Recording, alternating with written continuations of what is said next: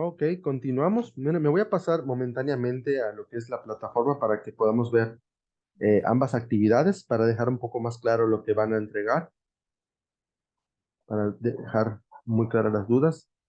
Bien, dentro de lo que es la fase de la actividad integradora, que es la fase 3, como les comentaba, la parte de organización, actividades, tareas y recursos, dice qué producto es el que vamos a entregar.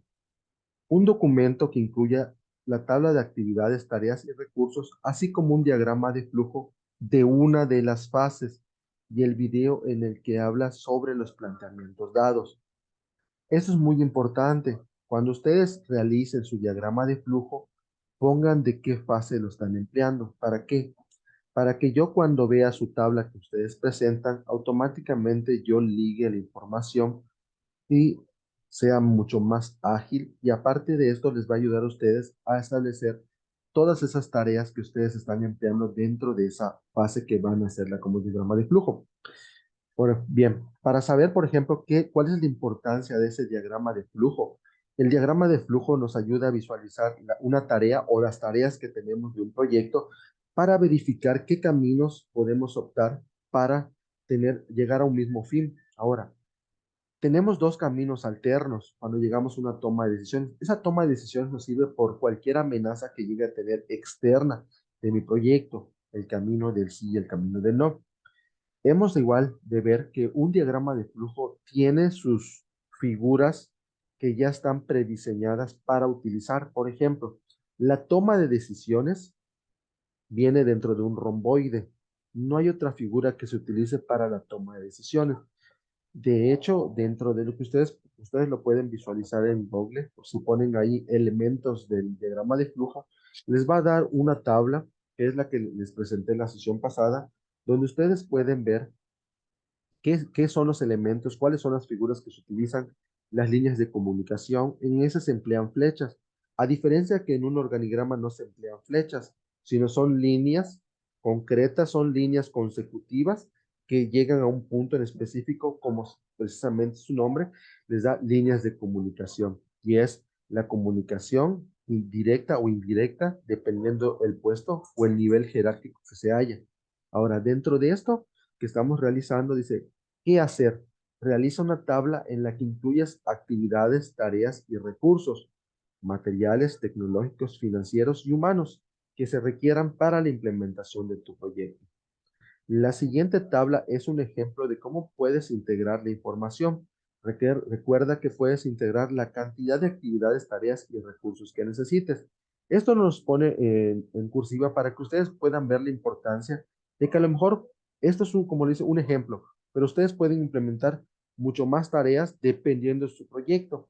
Porque como les comentaba, si vamos a suponer ustedes están resolviendo un proyecto social, a lo mejor requieran de más tareas y más actividades para poder resolverlo y es válido.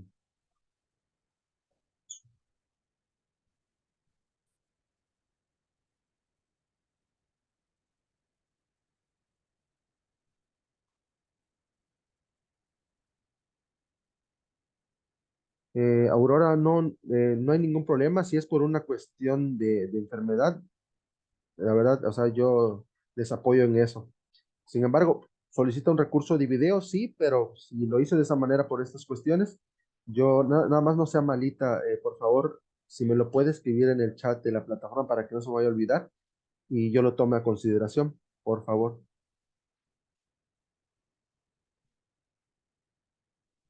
Entonces, esa tabla nos indica tres fases.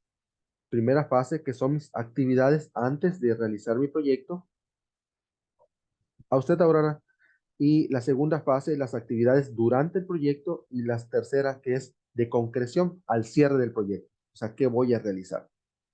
Y en el segundo punto te dice, elabora el diagrama de flujo del proceso de una de las fases. Si yo, por ejemplo, agarro mis actividades previas y tengo dos actividades, eso es lo que yo tengo que plantear en mi diagrama de flujo. No, no dice que sea de una de las actividades, sino dice de una de las fases. O sea que si tengo 6 actividades, esas 6 actividades son las que tengo que plasmar en mi diagrama de flujo. Graba un video de entre 3 y 5 minutos en el que expliques tu respuesta a las siguientes preguntas. El video, de igual manera, si no les da, porque a lo mejor a veces hablamos muy pausadamente y es muy correcto que lo realicen, porque esto denota mucha seguridad en lo que ustedes están explicando. Podemos llegar hasta los 10 minutos y no hay ningún problema.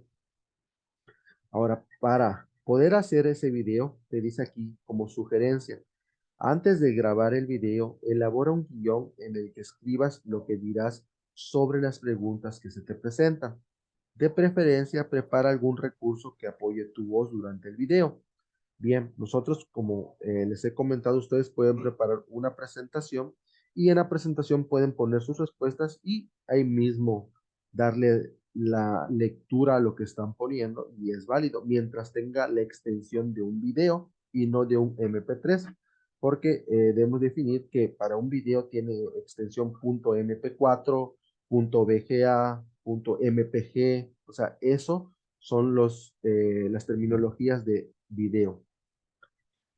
Y dice, después de grabarlo, asegúrate de alojarlo en la nube o en YouTube, donde ustedes requieran. Pueden aplicarlo también como el punto MP4 y eso no es necesario alojarlo en YouTube, sino automáticamente ya es un recurso de video. ¿Y cuáles son los que tenemos que contestar? ¿Cuál de los recursos que se requieren para llevar a cabo un proyecto es el más importante y por qué? O sea, ¿por qué para ustedes a lo mejor el recurso material es el más importante? ¿Por qué el recurso humano? ¿Por qué? O todos los recursos. ¿Por qué son importantes? ¿Por qué es importante definir los recursos que se requieren para la realización de las tareas? Precisamente porque un proyecto no puede sobrevivir sin ninguno de estos recursos. Para establecer la etapa de control, para poder llevar a cabo las actividades de una manera acorde. ¿Y cuál es la utilidad de un diagrama de flujo de los procesos que implica la realización de las actividades? Van a mencionar 2 ventajas de hacerlo para su proyecto. Y la nomenclatura que nos especifica de la plataforma y subirlo al sistema. Ahora, en la fase 4, que es división del trabajo, que eso nos planteaba Adam Smith, que les comentaba, nos dice una presentación en la que incluyas un esquema en el que describes el perfil de las personas que podrían participar en tu proyecto. ¿Por qué nos dice una presentación en la que incluyes un esquema? Porque ese esquema ustedes pueden elaborar una tabla, pueden elaborar un diagrama, pueden elaborar el esquema basado en los puestos que están creando. Y dice aquí, el perfil se refiere a las características que definen a una persona que le permiten realizar una actividad específica relacionada con tu proyecto. Como compartía con una de sus compañeras, decía, lo puedo hacer en una tabla, es muy válido, ustedes pueden poner acá perfil, el puesto, características y actividades en las que intervendrá. ¿Sí? ¿Y qué actividades va a realizar? Va a realizar, por ejemplo, recolección de los datos, va a ser una persona de 18 a 25 años, sexo indistinto y el perfil de puesto, ayudante en general. Ah, ¿en qué actividad va a participar? En fase de desarrollo y fase de concreción. Punto. Eso, y posteriormente, ¿qué haremos con esa información que ya tenemos establecida? Vamos a crear nuestro diagrama o nuestro organigrama, perdón, nuestro esquema de jerarquías. Bien, dice, define las características de su perfil, las etapas del proyecto en las que podría colaborar y las acciones que realizaría, o sea, qué actividades va a estar ejecutando. Integra esta información en el esquema. En algunos programas incluyen plantillas de esquemas tipo jerarquía o listas. El tipo lista es el que ustedes pueden visualizar que está de una manera vertical y es así como un árbol y de acuerdo a sus necesidades, de acuerdo a su creatividad, ustedes lo pueden realizar en la tecnología que ustedes requieran. Recuerden que como les he comentado desde la semana 1, parte de la evaluación que nosotros realizamos en este módulo es la aplicación y el uso de las tecnologías emergentes. Y como el cuarto punto dice, responde las siguientes preguntas e incorpora las respuestas en tu presentación. ¿Cuál es la importancia de la división del trabajo en la etapa de organización? ¿Es necesario integrar colaboradores en tu proyecto y por qué? Porque a lo mejor ustedes pueden decir, no, pero justifícame por qué. Un proyecto no sobrevive con una persona, no sobrevive con dos, y más un proyecto social. O sea, que yo diga, voy a tener un líder de proyecto y nada más un ayudante. Con esto te digo, por ejemplo, que no está bien planteado los recursos humanos. En caso de no contar con colaboradores, ¿qué consecuencias habría para el desarrollo de tu proyecto? Realmente serían devastadoras, no se realizarían las actividades en tiempo y forma.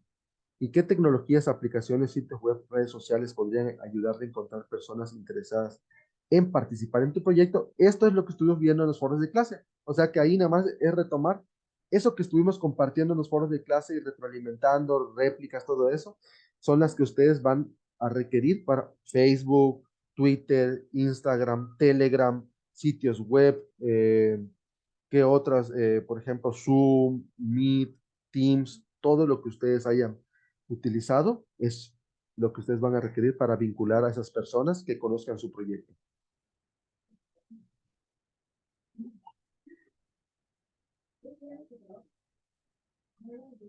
María Rodríguez, sí, no hay problema, María. De hecho, usted, como lo está haciendo, es correcto.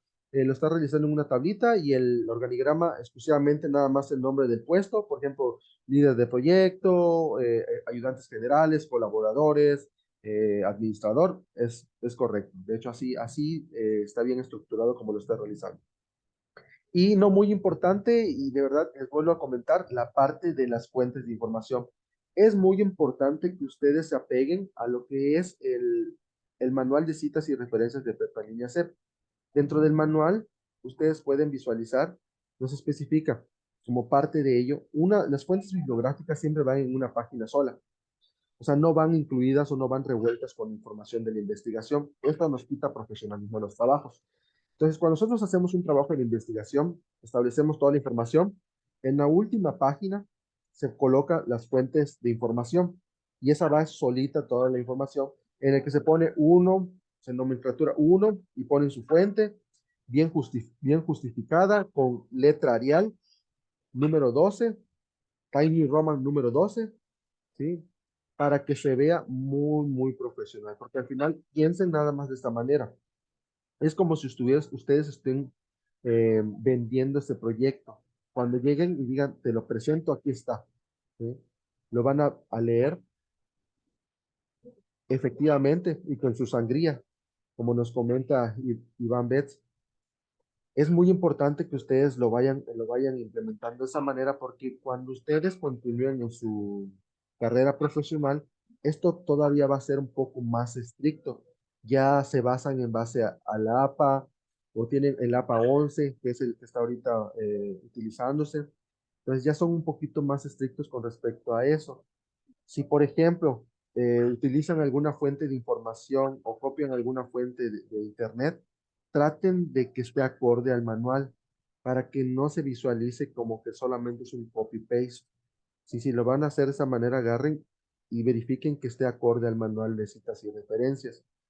Es importante igual que citen la tecnología que están empleando, si utilizan PowerPoint, si utilizan Creatively, si utilizan Genially, si utilizan Canva, donde ustedes realicen su trabajo, es importante que lo citen. El manual de citas y referencias nos dice que tenemos que citar fuentes propias, fuentes de las imágenes que utilizamos si no son de nuestra autoría, fuentes de la tecnología que estamos empleando y las fuentes que ustedes hayan consultado. Si, por ejemplo, ustedes no consultaron fuentes y todo es de su autoría propia, solamente van a emplear las fuentes de su autoría propia, van a emplear la fuente de la tecnología donde realizaron, por ejemplo, su diagrama de flujo y, por ejemplo, su presentación. Es todo. Entonces, sí es muy importante que lo vayan empleando de esa manera. Y ahora vamos a regresarnos a esta parte de aquí. Esta pregunta reflexiva, el que nos hace, ahora que ya conoces la importancia de cada uno de los recursos, ¿consideras que no son indispensables o no los requieres? ¿Sí? ¿Por qué? Porque al final, ¿cómo sobrevive un proyecto? Sobrevive con cada uno de esos recursos, perdón, que estamos estableciendo. Llegamos a una etapa que de hecho no la solicita la plataforma, pero la tenemos dentro del contenido de información de la semana 2, que es el método de la ruta crítica. Este método de la ruta crítica es muy parecido a un diagrama de flujo, pero tiene su vertiente o para qué nos sirve. Este nos da un camino corto y un camino largo que va a llegar hacia un mismo punto. El método de la ruta crítica, dice, es una técnica que te permite identificar las tareas necesarias para finalizar un proyecto y determinar cierta flexibilidad en el cronograma de trabajo. O sea, el método de la ruta crítica o CEP o RPM nos ayuda a ejemplificar un cronograma de trabajo o buscar dos rutas alternas a un cronograma. Una ruta crítica en la gestión de proyectos es la secuencia más larga de las actividades que deben finalizarse a tiempo para completar todo el proyecto. Vamos a ver un ejemplo. Les voy a mostrar este pequeño video para que lo puedan visualizar y ahorita les explico esto.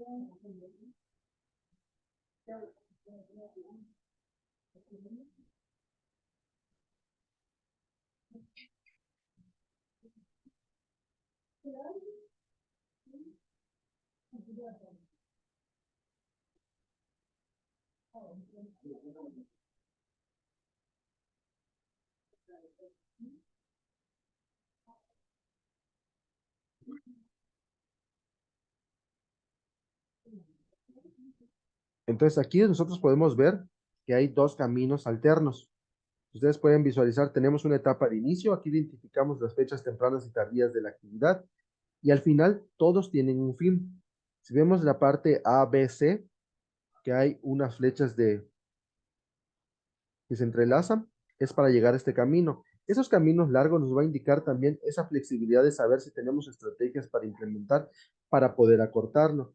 Aquí, esto también dentro del cronograma de trabajo, que es un cronograma flexible, nos ayuda a determinar estrategias para solventar ese camino largo y que podamos mejor acortar el camino por la vía más corta y poder cumplir con el mismo objetivo.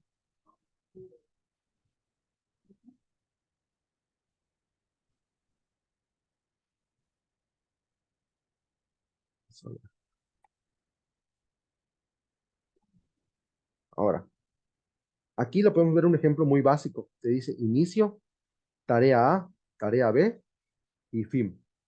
Y tarea C, 11 meses. Aquí está en viceversa. Ustedes pueden ver, hay dos caminos.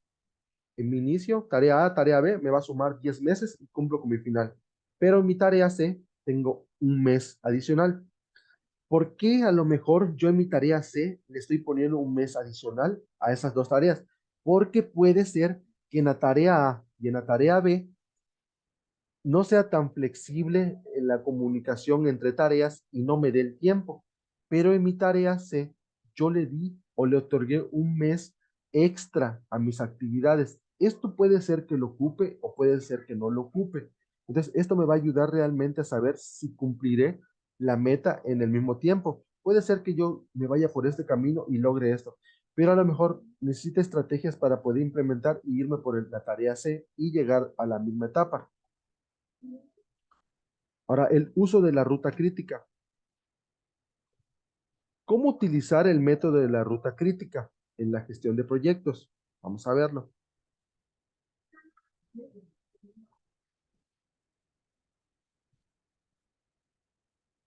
El método de la ruta crítica, o CPM por sus siglas en inglés, es una técnica que te permite identificar las tareas que se necesitan para realizar un proyecto. La ruta crítica en la gestión de proyectos es la secuencia más larga de las actividades que debe finalizarse a tiempo para completar la totalidad del proyecto. A lo mejor, por ejemplo, ustedes dentro de su proyecto definen que la etapa más larga de su proyecto son las actividades de concreción. Entonces, yo puedo hacer un método PERT o un método CPM para poder saber cuál va a ser mi ruta más larga. Al final, elaborar, dice, una hoja de ruta de un proyecto, podrás visualizar las tareas necesarias para alcanzar tu meta final. El método de la ruta crítica es una técnica de gestión de proyectos que consiste en establecer las tareas clave o las tareas críticas necesarias para llevar a cabo un proyecto. Las tareas críticas, por ejemplo, son aquellas tareas que podrían pensarse como esas tareas que requieren de mayor tiempo o de mayor esfuerzo. Por ejemplo, una tarea que a lo mejor yo pudiera decir que me llevaría mucho tiempo dentro de un proyecto social sería concientizar a la gente, cambiar el chip, cambiar la cultura, a lo mejor los desechos. Porque a lo mejor mi proyecto estoy hablando de desechos de basura y tratar de culturalizar a la gente, de quitarles ese chip de no tirar la basura, porque lo vamos a encontrar. Y es muy importante saber que a lo mejor vamos a topar con gente que va a ser necia y que ustedes le digan, es que esto nos va a ayudar a todos y el día de mañana ustedes lo van a ver y voltean y empiezan a tirar la basura o desechos de animales. Entonces, esa ruta nos podría conllevar a establecer nuevas estrategias para poder implementarlas. Dice, esta técnica te permite gestionar las dependencias de las tareas y establecer plazos realistas. Vamos a ver. La importancia. El método de la ruta crítica, que es una técnica que te permite identificar tus tareas necesarias para finalizar un proyecto y determinar la flexibilidad del programa, la ruta crítica en la gestión nos va a ayudar a determinar esa larga secuencia. ¿Sí? Entonces, esto tiene como fin identificar cada una de las tareas del cronograma de trabajo, detectar las dependencias de tareas y calcular la duración en tareas. Entonces, aquí un cronograma de trabajo, por ejemplo, si alguien de ustedes ha tenido la oportunidad de verlo, nos indica actividades, las tareas, el responsable de cada actividad y un tiempo estimado, ya sea en días, semanas, meses o años. Este método de la ruta crítica nos ayuda hasta a identificar horas, minutos y segundos de cada una de esas tareas. O sea, si yo, por ejemplo, digo, voy a realizar el chapeo de un parque, con la ruta crítica puedo saber si me va a determinar horas de un día o todo un día completo. Entonces, este método de la ruta crítica fue desarrollado a fines de la década de los 50 como un método para dar solución al aumento de los costos producidos por la planificación ineficiente. Bien, retomamos esa parte de la planificación ineficiente. Bien, desde la fase uno determinamos que una mala planificación nos puede llevar al famoso quiebre. ¿Esto cómo lo podemos ver realmente? Realmente si ustedes visualizan o van a una plaza, vamos a suponer, les invitaría, ¿no?, a venir a Chetumal y que vieran, por ejemplo, la Plaza de las Américas aquí. Chetumal es una ciudad que no, económicamente no es rica, ¿sí? Es una ciudad donde no hay mucho ingreso per cápita, no hay mucho capital de ingreso. El único ingreso que tenemos aquí, por ejemplo, es la visita de la zona libre de Belice hacia Chetumal, pero no contamos con grandes plazas y la única plaza que tenemos aquí, que es una pequeña plaza de las Américas, ustedes visitan esa Plaza de las Américas y de repente van a ver tantos negocios que dice cerrado, cerrado por temporada, se remata ropa. ¿Y por qué? Porque no hacen una buena planeación. De repente visualizas que traen ropa, vamos a un ejemplo muy rápido, traen ropa de invierno cuando esta zona siempre hay calor. O sea, realmente llega diciembre y jamás existe el frío. Sacan en Chedraui, sacan en Santori y en otras tiendas, ropa así de invierno, con suéteres que tienen hasta cuellos que te dan un exagerado calor, y de repente dices, no es factible, no es viable que una empresa no haga una buena planeación de sus ventas, porque vamos a ver que realmente no hay ese frío. Entonces, ahora, si yo visiono o yo planeo adecuadamente, me voy a dar cuenta que a lo mejor zona sur no hay frío, pero si yo me voy en zona norte, hay frío. Sí, bueno, eso yo he escuchado, ¿no? Que de repente veo en las noticias que hay ciertas partes de la República Mexicana donde hasta neva y de repente dice, ay, ahí sí puedo vender guantes, puedo vender bufandas, puedo vender, ¿cómo se llama?, chalecos, chamarras, hasta de piel, porque lamentablemente el no planear correctamente puede hacer que un proyecto bien ya no valga la pena realizarlo. Y él dice, desde entonces se usa con frecuencia para planificar proyectos y priorizar tareas. Te ayuda a desglosar tareas complejas en tareas individuales y a tener una idea general de la flexibilidad de un proyecto. Fíjense, Este método de la ruta crítica, me dice, ¿por qué usar el método de la ruta crítica? El método de la ruta crítica puede brindar información valiosa para planificar proyectos, asignar recursos y programar tareas. O sea, adicional de que nos ayuda a identificar estrategias, a identificar acciones, también nos va a ayudar a asignar recursos. ¿Esto qué quiere decir? Que si nosotros establecemos una ruta crítica para alguna actividad, esto nos puede determinar si a lo mejor nos hace falta mayor número de recursos para esa fase. Entonces, ¿es buena? Claro que es buena. Entonces, las razones para usar este método: mejora las planificaciones futuras. El método de la ruta crítica se puede utilizar para comparar las expectativas con el progreso real. La información utilizada en los proyectos actuales puede servir para los planes de proyectos a futuro. 2. Permite que la gestión de los recursos sea más efectiva. El método de la ruta crítica ayuda a que los gerentes de proyectos prioricen las tareas. O sea, esto nos da la pauta de que ustedes como gerentes, como directores de proyecto, como líderes de proyecto, ustedes pueden saber qué tarea es la que el día de hoy yo le tengo que poner más énfasis. Esto nos va a dar la parte primordial de decir, ¿sabes qué? Juan, tú en tu tarea, tú tienes hoy la actividad que realizar esta en específico. ¿Por qué? Porque esta nos va a generar más tiempo. Tú, Sonia, vas a hacer esta tarea y así empiezan a dividir tareas, empieza la división del trabajo. Los evita los obstáculos. Los obstáculos en los proyectos pueden causar pérdida de tiempo valioso. Planificar las dependencias del proyecto con un diagrama de red te dará una mejor idea de qué actividades pueden o no ejecutarse en paralelo y planificar en consecuencia. Bien, el método de la ruta crítica también nos indica o nos ayuda a identificar tareas en paralelo, que a lo mejor no nos sirven, porque puede ser que en mi cronograma de trabajo yo establecí que tengo la tarea 1.1.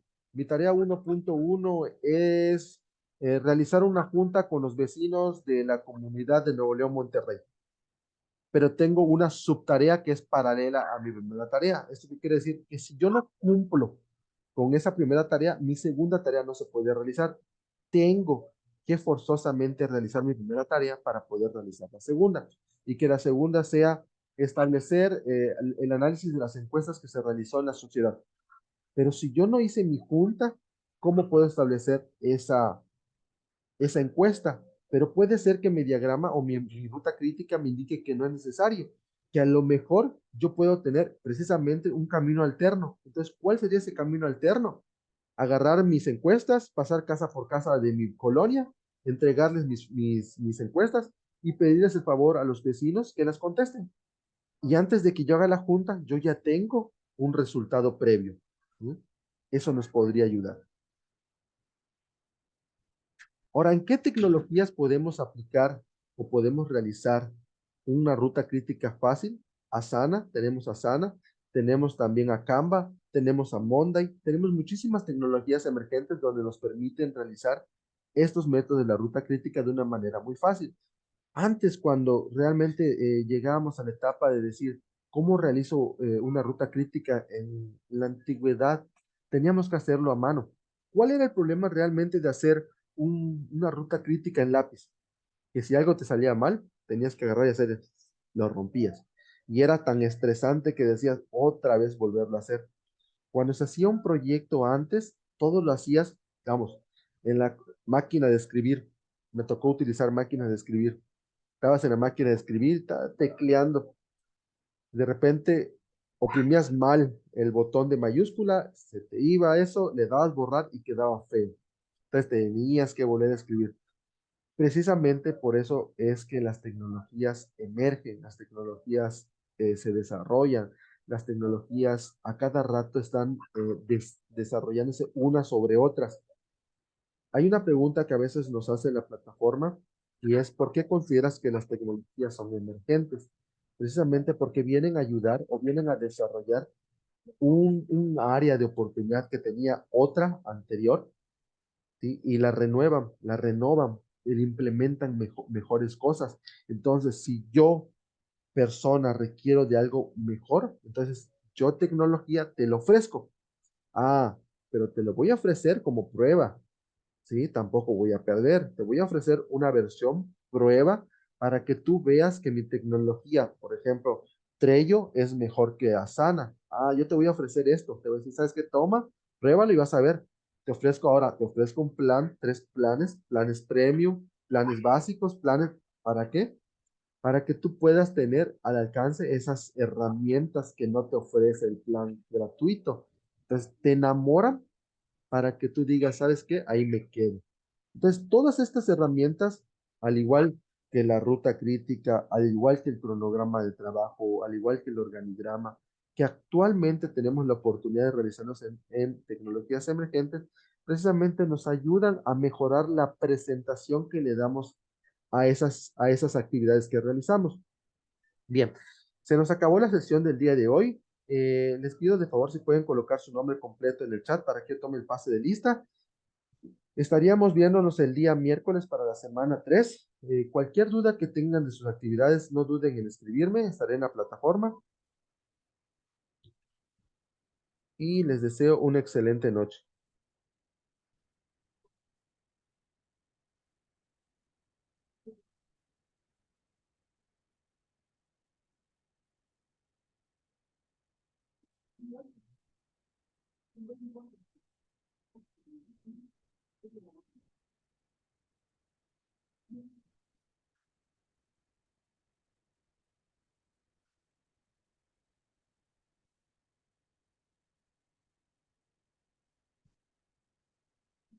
Hasta luego, bonito fin de semana. Pásensela muy bien.